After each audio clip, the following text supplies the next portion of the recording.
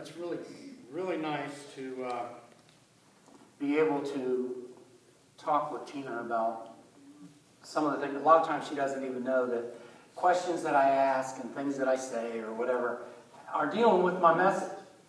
As I work on sermons and I pray about things, it's like, wow, this has an effect on my life.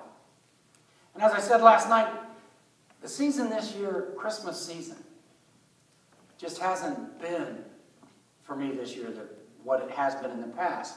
But as I thought about that, I thought, well, each year it seems to be drawn away from what it was when I was a child. Well, then Tina this morning reminded me that I'm getting older. That maybe it just goes with the time.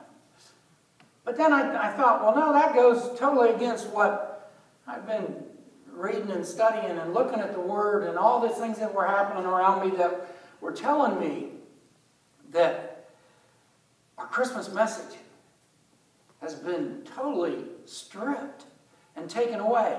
The other night when I was watching TV and they replayed Ronald Reagan's Christmas message.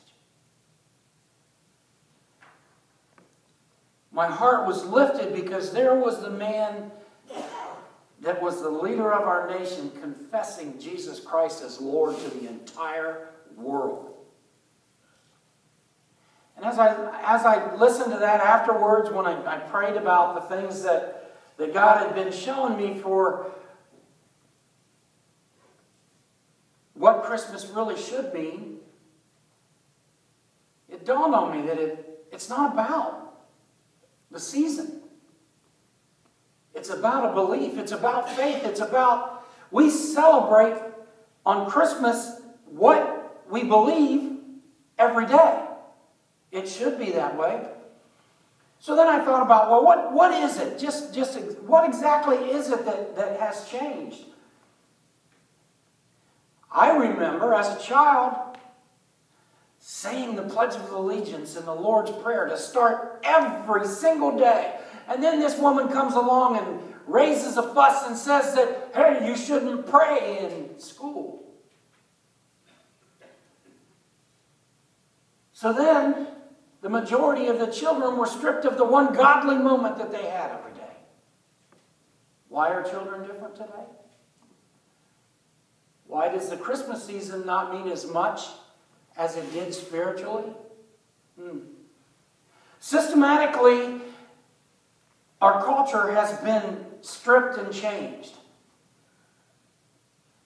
to the point of we can look back, those of us that are older, and some of you are much older than me, but we can look back and see the changes in the world around us. I can remember as a child growing up, I got swats 2 or 3 times a week. Not one time after that paddle crossed my tail did I blame the paddle or the paddler. I would leave the office. I was one of those kids that I thought would be every teacher's nightmare. But I would leave the office and tell myself, now, gather this. Why can't I just sit down and shut up? Now I know God had a different plan for me. I was just preparing for my life's work, for God's life's work. But not one time did I consider discipline to be outrageous. I was even able, when I was disciplined for something I didn't do, to accept it as payback for all the things I got away with.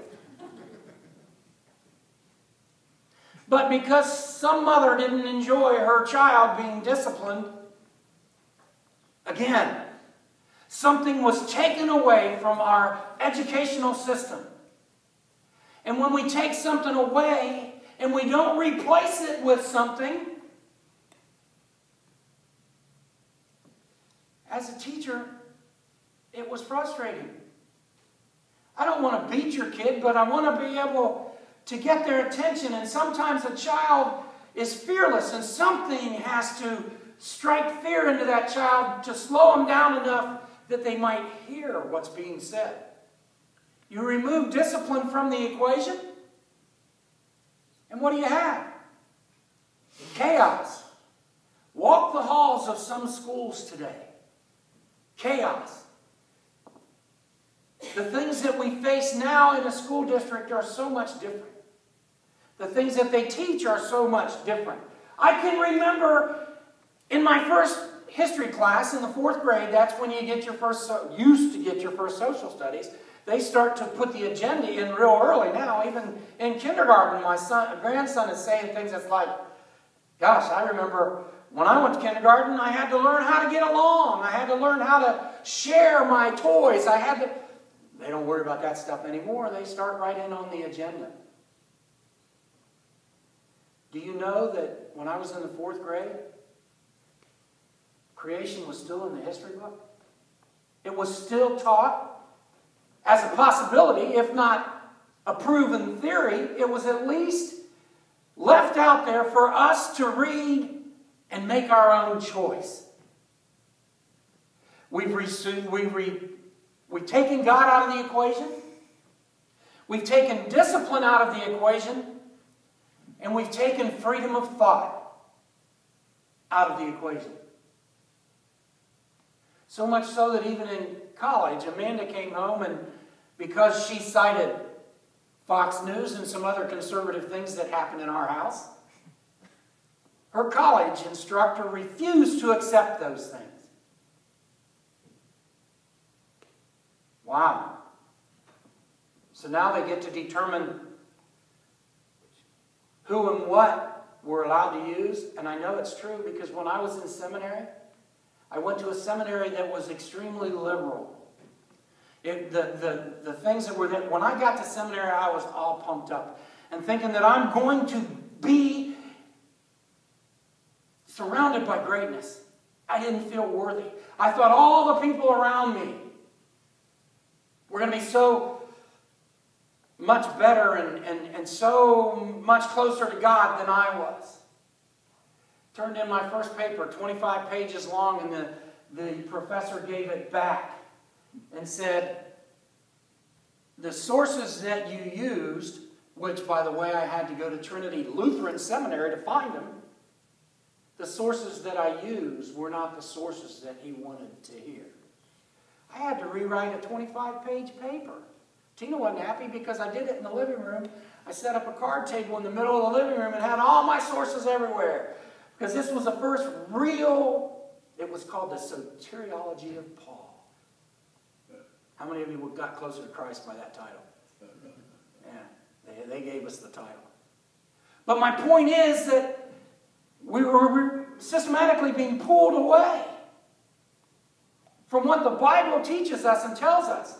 Spare the rod, spoil the child. It's not worded that way, but yes, it is. Do unto others as you would have them do unto yourselves. I've used those scriptures as greetings just since I've been here. They might not be worded that way, but yes, that's what it says. Yes, that is a godly principle. Why is it being taken away? The only thing I can tell you is the devil is a liar. When we say Merry Christmas, we need to say it from the depths of our soul. We need to believe it every day. We need to understand that Jesus Christ is Lord. 365 days a year. We need to understand that. We need to share that. We need to get back to, at least in our own lives, back to what it was. We need to be able. The other thing at seminary, I was surprised there were several soon-to-be United Methodist pastors that did not believe in the virgin birth. Friends, I remember one lady in particular. We got to be good friends, and I would tell her, hey, I guess I'm just a little too conservative for this place, but I believe in the virgin birth. I believe that Christ is going to come back the way Revelation says. I believe in all these things that I'm going to preach. If I don't believe in them, how do I preach it? And I remember telling her at Christmas time, she was so excited to be able to be in a pulpit and share with a congregation that she didn't believe in the virgin birth. I said, don't do that. I said, there's something inside of me that's saying you don't want to do that. Because most of you in the pews, still maybe you might struggle scientifically with it, but most of you believe in the virgin birth. To have a pastor, a spiritual leader get up in front of you and say, you know, it didn't have to be that way.